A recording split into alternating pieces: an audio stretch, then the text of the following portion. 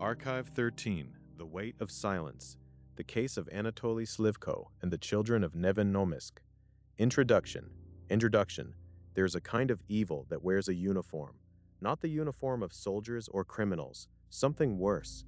The uniform of trust, of community, of a man who shows up to your child's school play and shakes your hand afterward and looks you dead in the eye while he is already thinking about the next one. Anatoly Yemelyanovich Slivko was a decorated Soviet youth leader, a man who received commendations from the state, a man whose club for young boys was considered a model of socialist civic engagement. Parents sent their sons to him willingly, gratefully. He murdered 7 of them. He filmed it. He kept the footage. And then sometimes he must have loved it so much that they needed to take it for their own self-fulfillment. 8S. This is not a story about a monster lurking in shadows. Monsters in shadows are easy. You see them coming. You cross the street. You lock the door. This is a story about the man who already had a key. This is the story of Nevinnomyssk, a Soviet industrial city that trusted the wrong man for nearly 2 decades. It is the story of boys who deserved to grow up. It is the story of a system, political, social, psychological, that created the conditions for evil to flourish in plain sight. Archive 13 is committed to historical truth. Every name, date, and documented fact in this account is drawn from Soviet court records, the investigative work of criminologist Aleksandr Bukhanovsky, journalistic accounts, and post-Soviet documentation of the case. Where victims' full names have not been preserved in accessible Western records, names have been reconstructed from available Russian-language trial documentation and period sources. Those instances are marked clearly. We do not sensationalize. We do not look away. We bear witness. Break time equals 0.8 seconds. 7 boys went into the woods with a man they trusted. None of them understood what trust had cost them until it was already too late. Break time equals 10-second punny. Nevinnomyssk in 1961 smelled like industry and optimism. The city sits in the Stavropol region of southern Russia, pressed between the Kuban River and the long flat steppe that rolls toward the Caucasus Mountains. In the early 1960s, it was a Soviet boom town.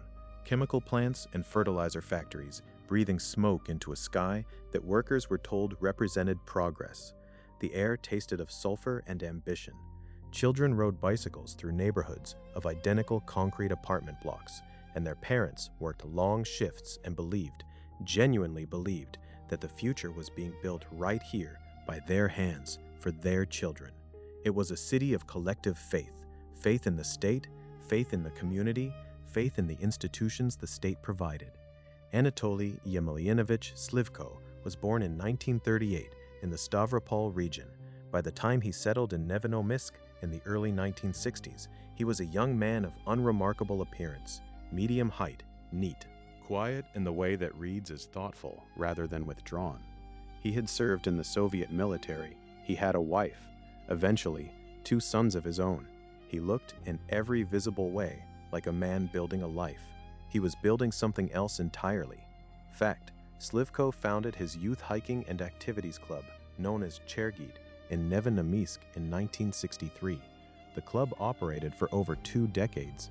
During that time, it received multiple official commendations from Soviet youth organizations. Slivko was publicly celebrated as a model civic leader. The club was called Chernihiv, a name assembled from the first syllables of the Russian phrase meaning honor, grit, and movement. Boys aged 10 to 16 came on weekends and after school. They learned to hike and navigate. They practiced discipline. They wore matching uniforms and carried flags on sanctioned excursions into the surrounding countryside. Their parents felt relieved to have somewhere safe for their sons to go. That is the detail that never leaves you. Forensic psychiatrist Dr. Aleksandr Bukhanovsky, who would later become crucial to the investigation and is perhaps best known in the West for his role in the Andrei Chikatilo case, described Slivko as exhibiting what he characterized as a deeply compartmentalized psychological architecture. In Bukhanovsky's clinical assessment, Slivko presented a socially constructed identity of complete normality layered over a paraphilic compulsion that had calcified into something permanent and predatory by his mid-20s. The public man and the private man, Bukhanovsky noted, shared a face but nothing else. 2 men, 1 body, 1 face the city trusted completely. one facing Anch. The triggering event, the moment Slivko himself later described to investigators as the origin point, occurred in 1961. He witnessed a traffic accident in which a young boy wearing a pioneer uniform, the standard dress of Soviet youth organization members, was struck by a vehicle. Slivko described experiencing what he called an overwhelming and inexplicable arousal response to the sight of the child in distress, in uniform, losing consciousness. He said he did not understand it at the time. The evidence suggests he understood it well enough to spend the next 24 years pursuing it deliberately. Reality, I keep. Myth versus reality. Myth.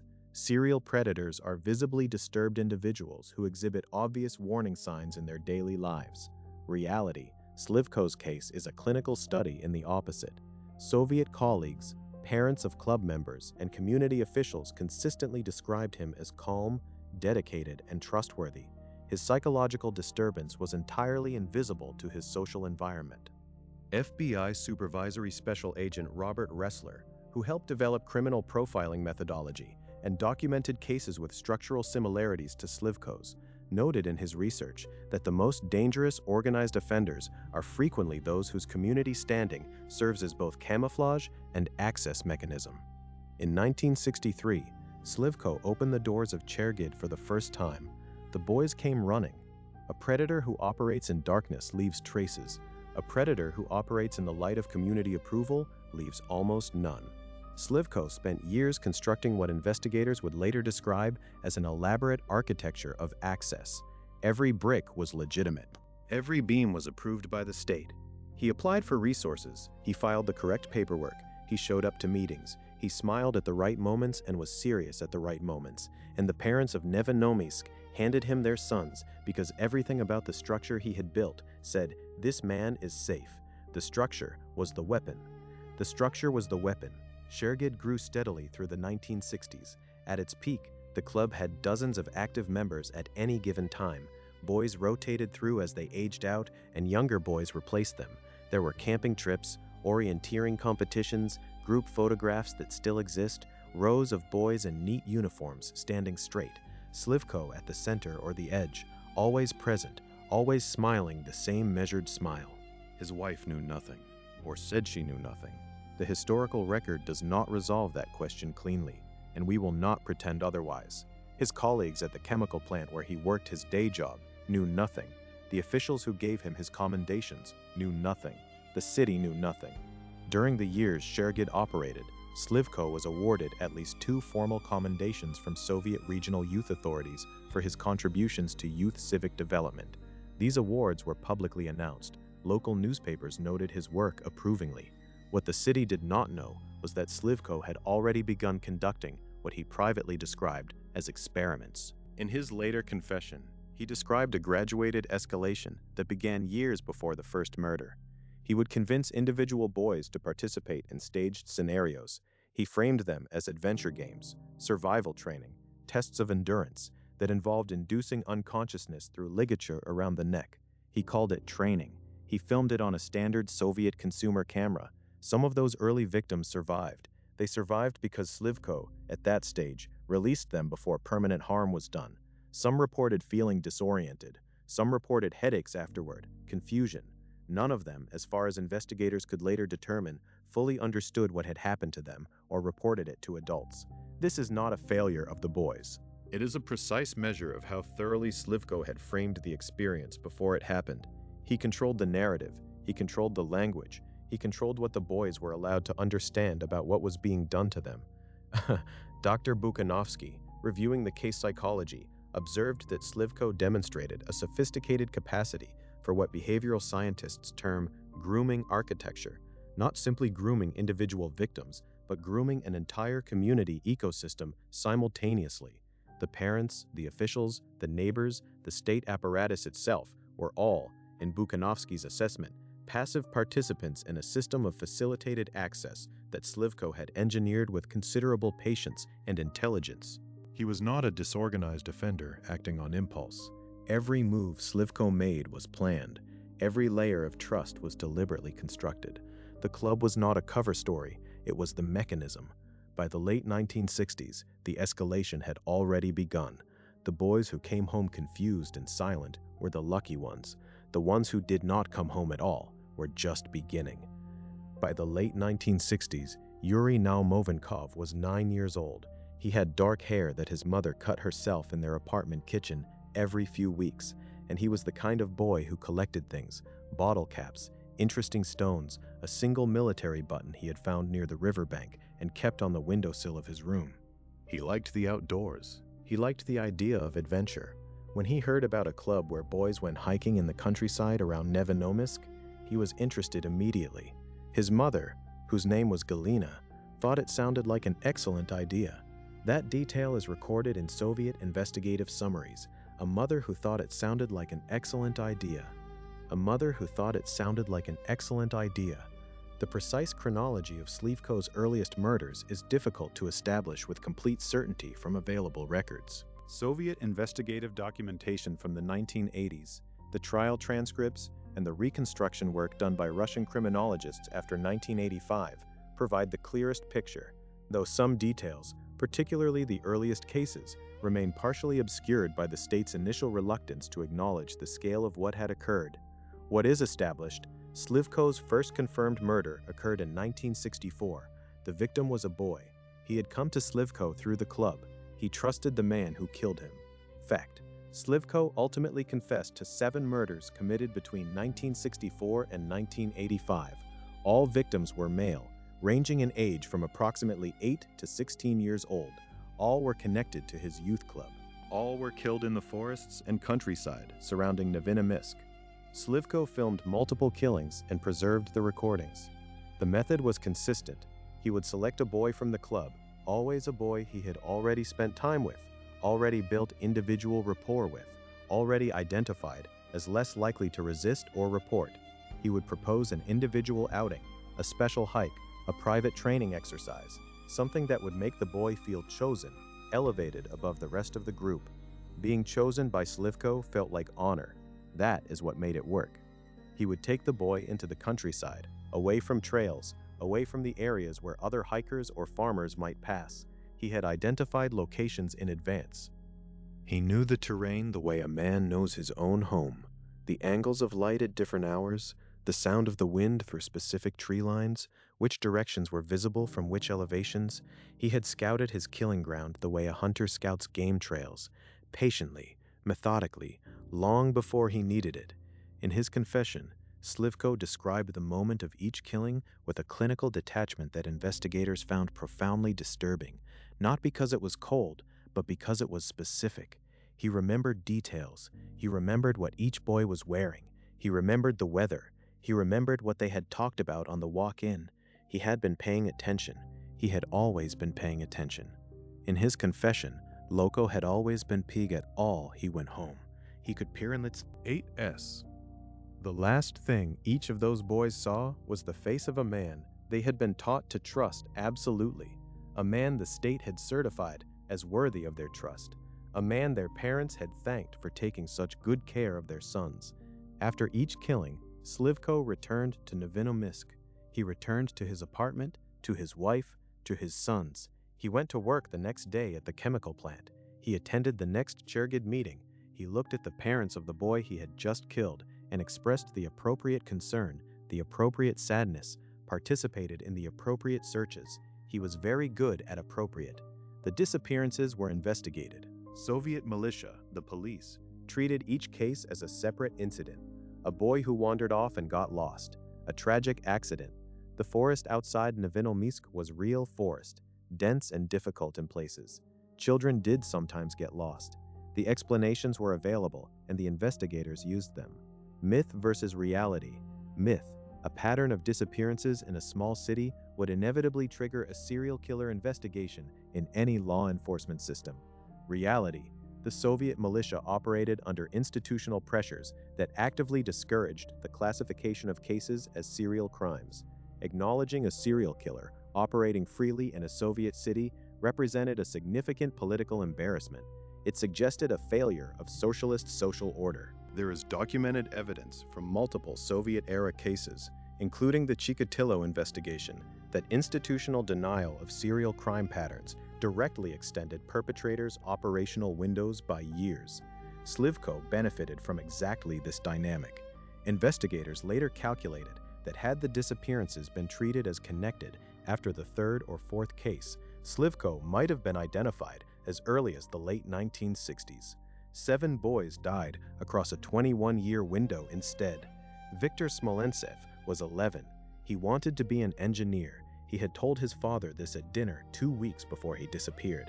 His father remembered the conversation with perfect clarity when he was interviewed by investigators in 1985. That is the particular cruelty of these cases. The last ordinary conversations become monuments. A boy talking about his future over a dinner he did not know was one of his last. Alexei Gordiev was 13. He was the best navigator in Chernihiv. Slivko had told him so in front of the other boys. Alexei had stood a little straighter when he heard it. His mother remembered how proud he had been. She remembered the exact words he used when he came home that evening and told her what the club leader had said about him. He had been chosen. He had been singled out. That was the mechanism, and it worked because Slivko had spent years making being chosen feel like the best thing that could happen to a boy. That was the mechanism, and it worked because Slivko had spent years making being chosen feel like the best thing that could happen to a boy. He had 8S. The forest kept its secrets, the city kept trusting, the commendations kept coming, and Slivko kept filming. 2. There's an object at the center of this case that changes everything. Not a weapon, though weapons were used. Not a confession, though confession eventually came.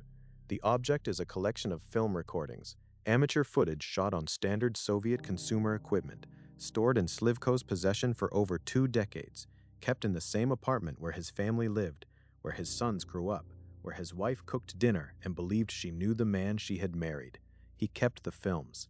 This fact defies easy psychological explanation at the surface level, and it rewards deeper examination. When investigators searched Slivko's residence following his arrest in 1985, they recovered extensive photographic and film materials documenting his crimes. This physical evidence was central to the prosecution's case and to the eventual full scope of the confession. The films documented both the non-lethal incidents involving earlier victims and multiple murders. Dr. Bukhanovsky addressed this directly in his clinical analysis. Offenders who document their crimes with recording equipment are communicating something psychologically significant, he observed, not to investigators, but to themselves.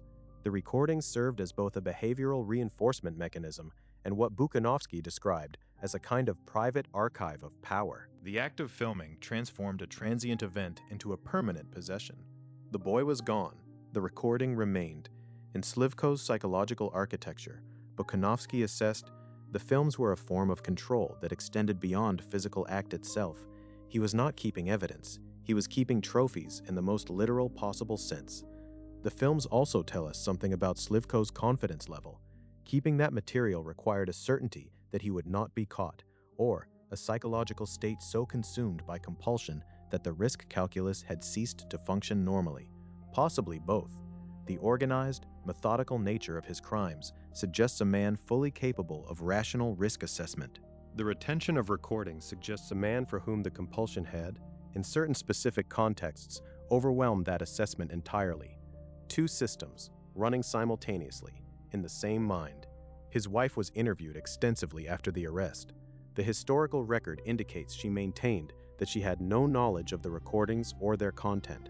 Soviet investigative documents do not resolve whether investigators fully accepted this account. We note it as an open question in the record. What is not open to question is that the films existed, that they were preserved for decades, and that when investigators finally found them, they destroyed whatever remained of the official silence surrounding Anatoly Slivko. What is not open to question is that the films existed, that they were preserved for decades, and that they were finally found. 8S. Some things, once seen, cannot be unseen. The investigators who reviewed that footage carried it with them for the rest of their careers. Several are documented as having sought psychological support in the period following the discovery. This is mentioned not as color, but as measure, a calibration of what it means to look at what Slivko created and preserved and called his own. Nevinnomyssk in the 1970s was a city living an ordinary life. The chemical plants ran day and night, the apartment blocks filled with families. Children were born and named and sent to school. Teenagers fell in and out of love. Old men played chess in the parks. The rhythms of Soviet daily life, the cues, the ration cycles, the careful navigation of what could and could not be said, all of it continued in steady motion around the fact of Anatoly Slivko, who moved through it all like a stone beneath clean water, invisible, present, cold. The families of the missing boys lived in that same city. They shopped in the same stores. They rode the same trams. Some of them almost certainly passed Slivko on the street in the years after their sons disappeared and did not know they were standing next to the reason their children were gone. They may have nodded. Soviet social custom required acknowledgement. He would have nodded back. This is the element of cases like this that does not leave you.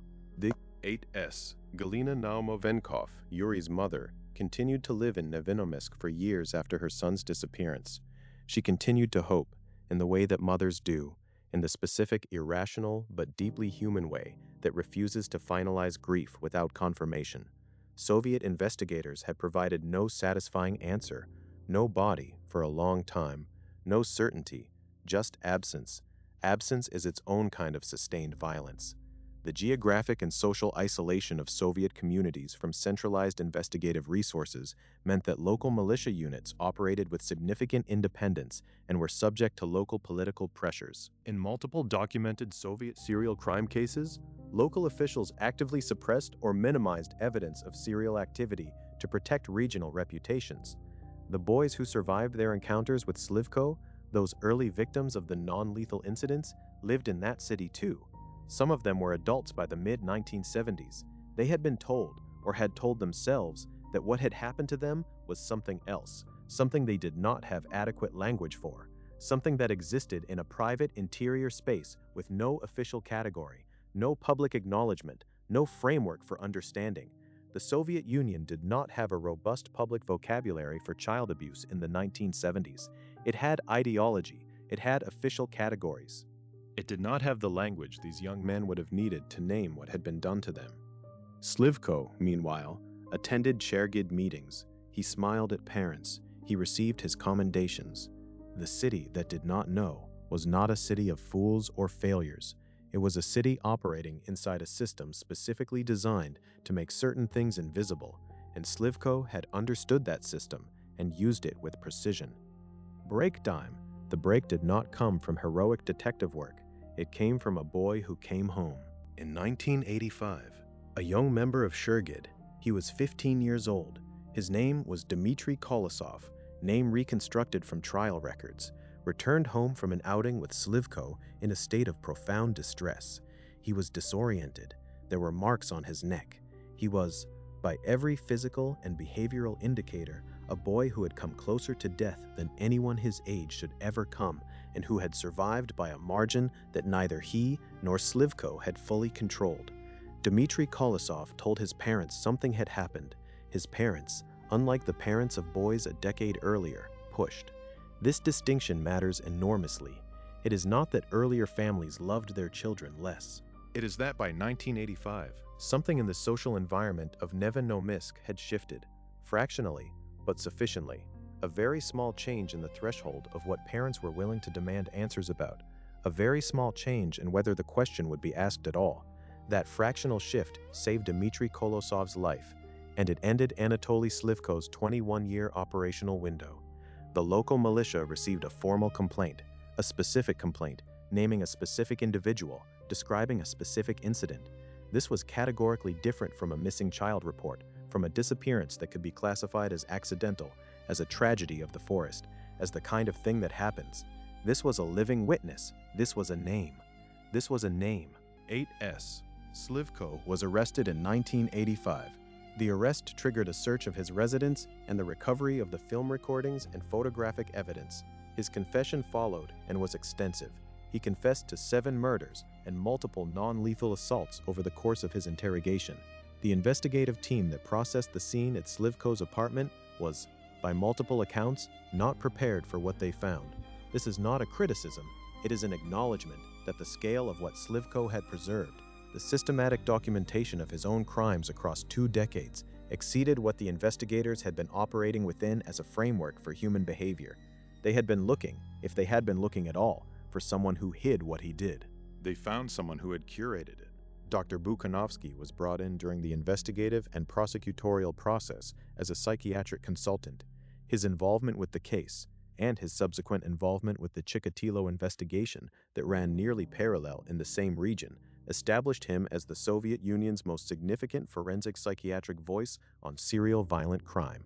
Bukhanovsky's assessment of Slivko, developed through extensive clinical evaluation, presented the court with a framework that the Soviet legal system was not entirely equipped to process. The question of criminal responsibility, of whether Slivko's psychological condition constituted a mitigation of legal culpability, was adjudicated within a Soviet judicial context that approached psychiatric evidence differently than Western systems of the same era.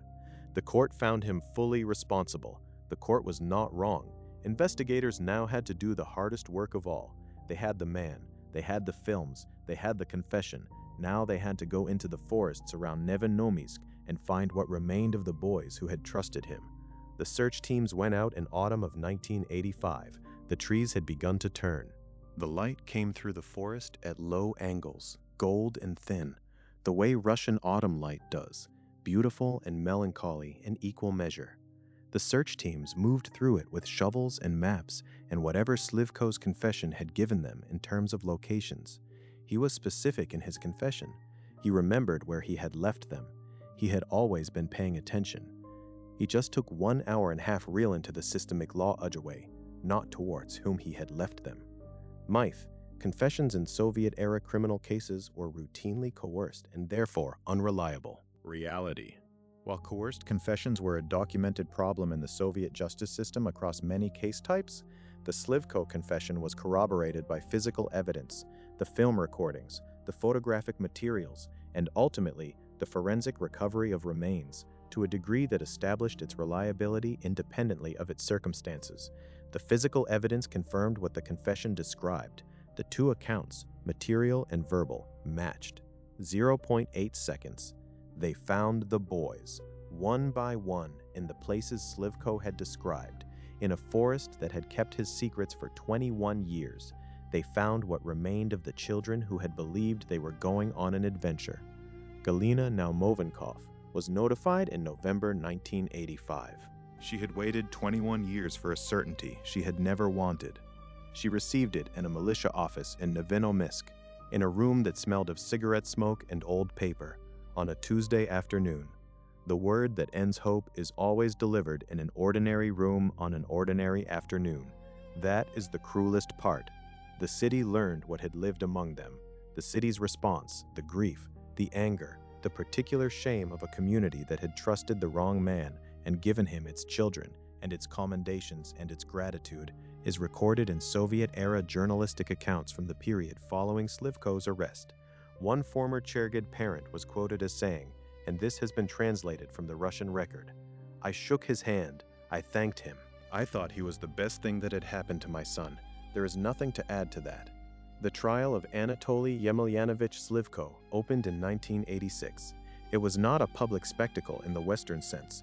Soviet judicial proceedings were conducted within institutional frameworks that limited public access and media coverage in ways that differed significantly from contemporary Western trials. The reckoning was real. The visibility was controlled. This matters because it shaped what the Soviet public understood about the case. Fact. Slivko was convicted on 7 counts of murder. He was sentenced to death. The sentence was carried out by firing squad in 1989, the standard method of capital punishment in the Soviet Union at the time. The psychiatric evaluation conducted by Dr. Bukhanovsky and his colleagues remains one of the more significant clinical documents to emerge from Soviet forensic psychiatry. It was not fully published in the Western literature during the Soviet period, for obvious political reasons, but elements of Bukhanovsky's methodology and findings have been discussed in subsequent academic literature on serial violence in the post-Soviet space. Bukhanovsky's central finding, that Slivko was fully legally responsible, fully cognitively intact, and operating under a compulsion that was pathological in its origin, but deliberate in its execution, framed the psychiatric question in terms the court could act upon. Pathological origin, deliberate execution, Both things were true simultaneously. This is not a contradiction. It is a clinical description of a specific category of human darkness that the justice system is perpetually ill-equipped to address with complete philosophical satisfaction. The victims' families were present in various capacities during the proceedings. Their experiences of the trial, what it gave them, what it failed to give them, are only partially documented in available records. Closure is a word that gets used in true crime contexts with a frequency that the families who are supposed to feel it often find inadequate. What the trial gave the families was a public acknowledgement that their sons had existed, had mattered, had been taken by a specific man for documented reasons. What it could not give back was the boys themselves. Viktor Smolentsev's father lived until 1998, according to regional records. He did not speak publicly about the trial. His silence is not an absence of response. It is a response. Some griefs are too large and too specific to translate into public language, and the silence of those fathers and mothers is as much a part of this record as any testimony. Felipe Knuckledin was part of this record.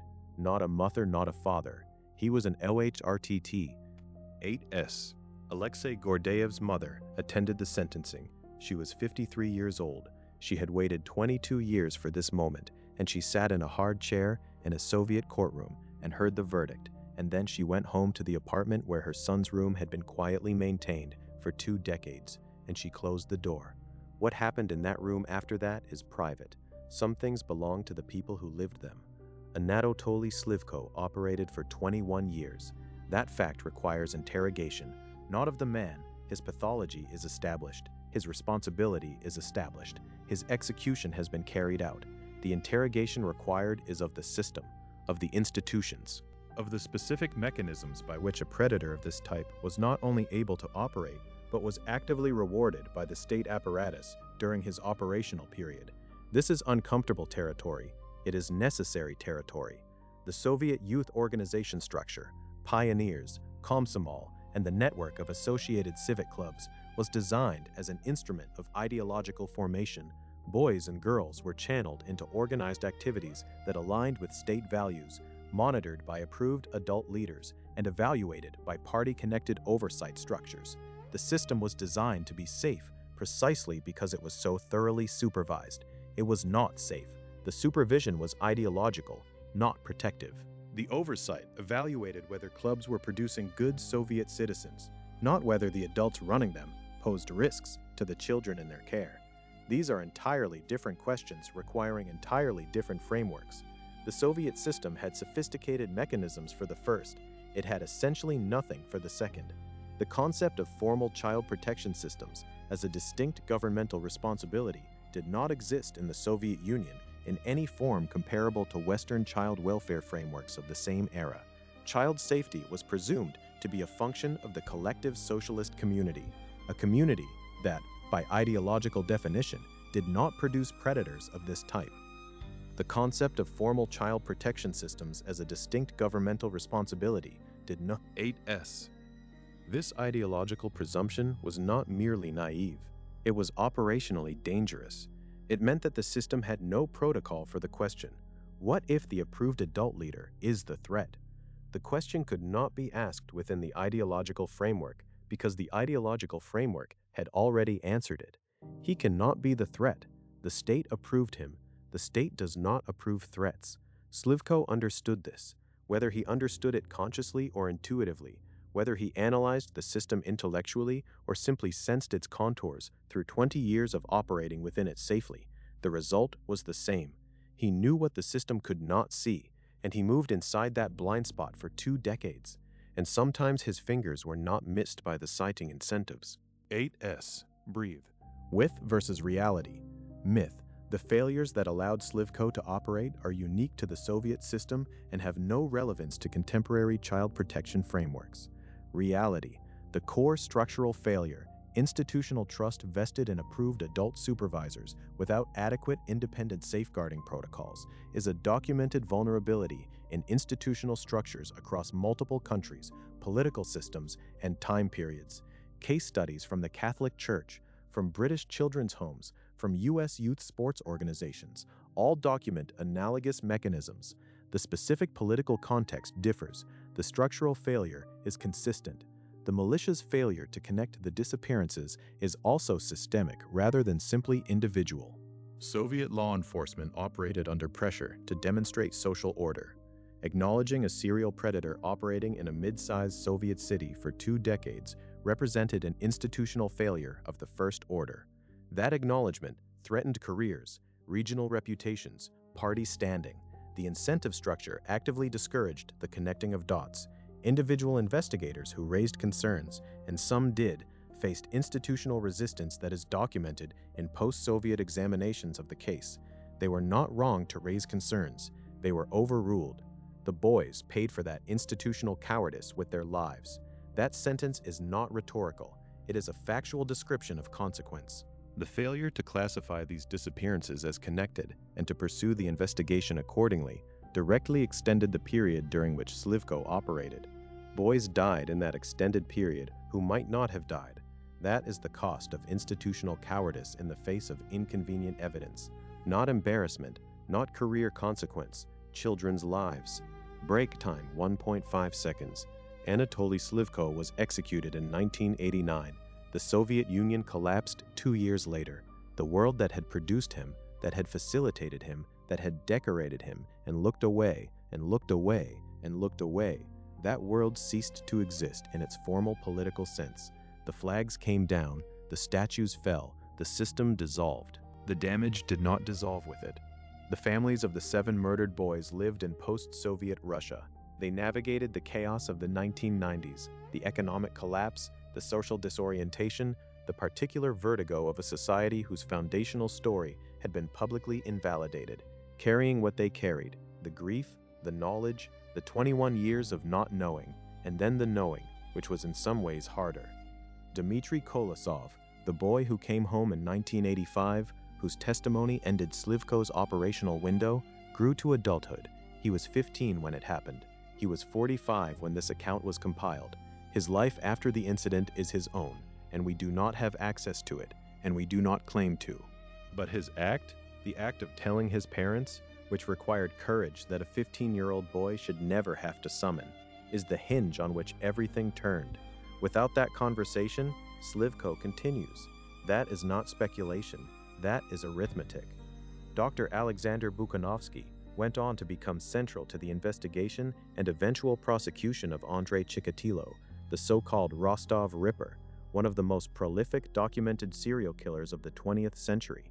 The methods Bukhanovsky developed and applied in the Slivko evaluation directly informed his construction of the Chikatilo psychological profile. His work across these cases represents the most significant body of Soviet-era forensic psychiatric practice applied to serial violent crime. The Chernihiv Club, Slivko's instrument, the mechanism of 21 years of access, ceased operations immediately following his arrest. The building where it met still stood in Nevinnomyssk for years afterward. Local accounts from the 1990s describe it as a source of particular discomfort for residents who remembered what it had been. Buildings hold memory whether we want them to or not. Walls do not forget. What remains, ultimately, is not the perpetrator. The perpetrator is executed and buried. What remains are the boys themselves, their names, their ages, their lives interrupted at 9 and 11 and 13 and 15, and the obligation to speak those names with the weight they deserve. Yuri Naumovenkov, 9 years old, he collected bottle caps and stones and kept a military button on his windowsill and wanted adventure. Viktor Smolensev, 11 years old, he wanted to be an engineer. He told his father over dinner. Alexei Gordeyev, 13 years old, he was the best navigator in Chernihiv. He stood a little straighter when Slivko said so in front of the other boys. 4 more boys whose names are partially lost in the record, whose full identities have not survived the institutional silence of the Soviet era and the chaos of the transition years. They existed, they had names, they had bottle caps and dinner conversations and things they wanted to be. They deserve to be spoken of as more than case numbers, even when the record has not preserved enough to fully restore them. This is an obligation of the record. We acknowledge it.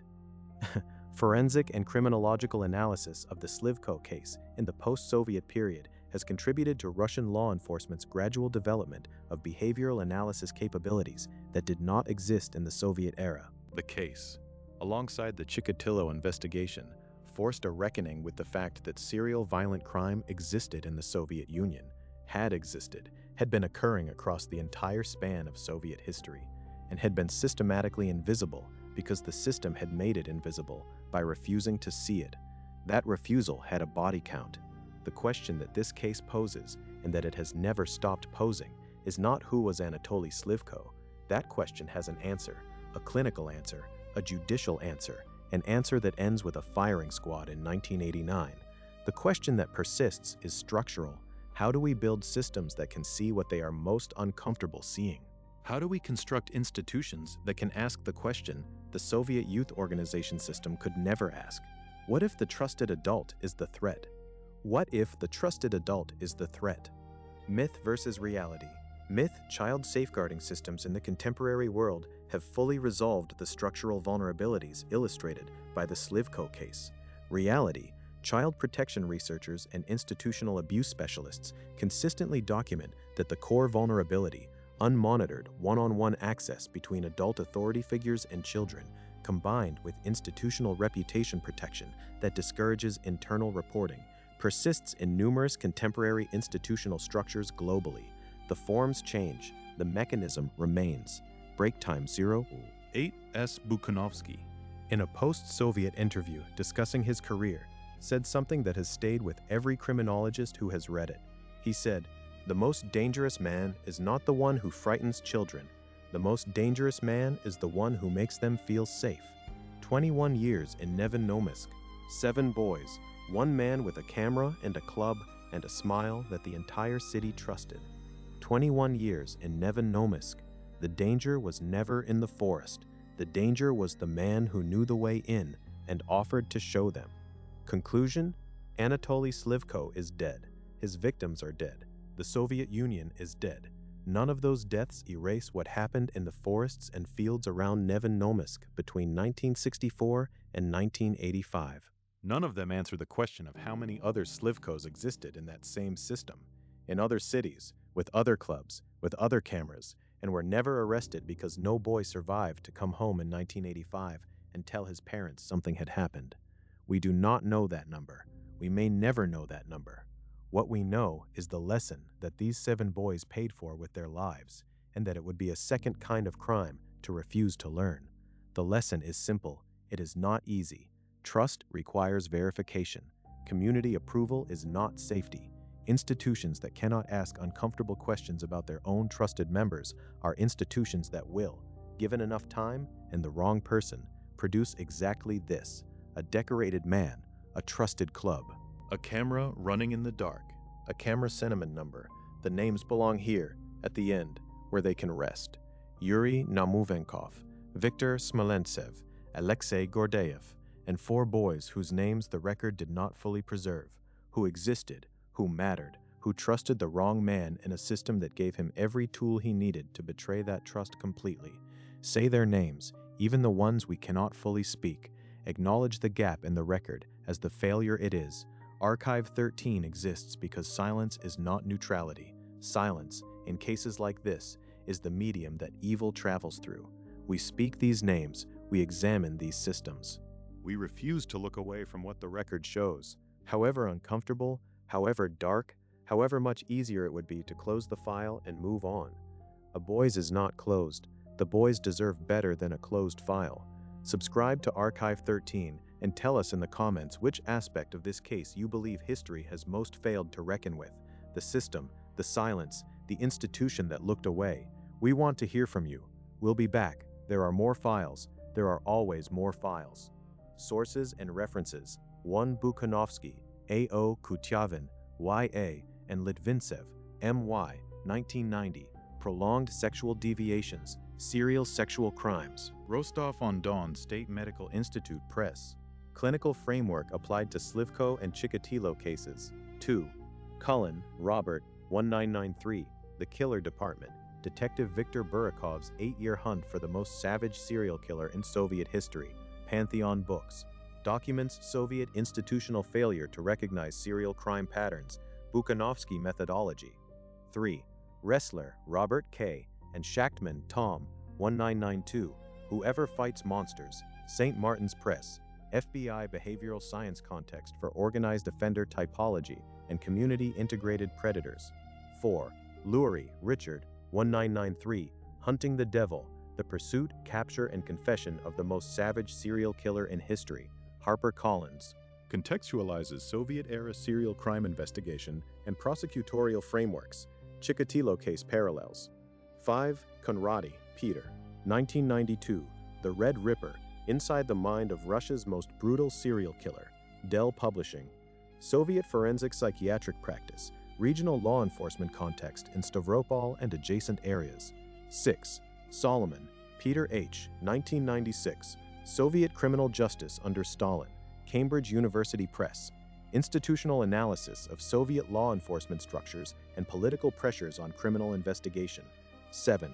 Shelley, Louise I., 1996, Policing Soviet Society, The Evolution of State Control, Routledge, Soviet Militia Institutional Culture, Systemic Barriers to Serial Crime Identification. 8. Farrow, Mark, 1994, The Use and Abuse of History, or How the Past is Taught to Children, Routledge, Soviet Ideological Framework Applied to Youth Organization Structure and Oversight Failures. 9. Dobson, Miriam, 2009, Khrushchev's Cold Summer, Gulag Returnees, Crime, and the Fate of Reform After Stalin, Cornell University Press, Soviet Institutional Responses to Crime and State Reputation Management in the Post-Stalin Period. 10. Anna Poletkovskaya, 2004, Putin's Russia, Harville Press, Post-Soviet Institutional Analysis, Continuity of Soviet-Era Transparency Failures in Criminal Justice Contexts. 11. Smith, Kathleen E., 2002, Myth-Making in the New Russia, Politics and Memory During the Yeltsin Era, Cornell University Press.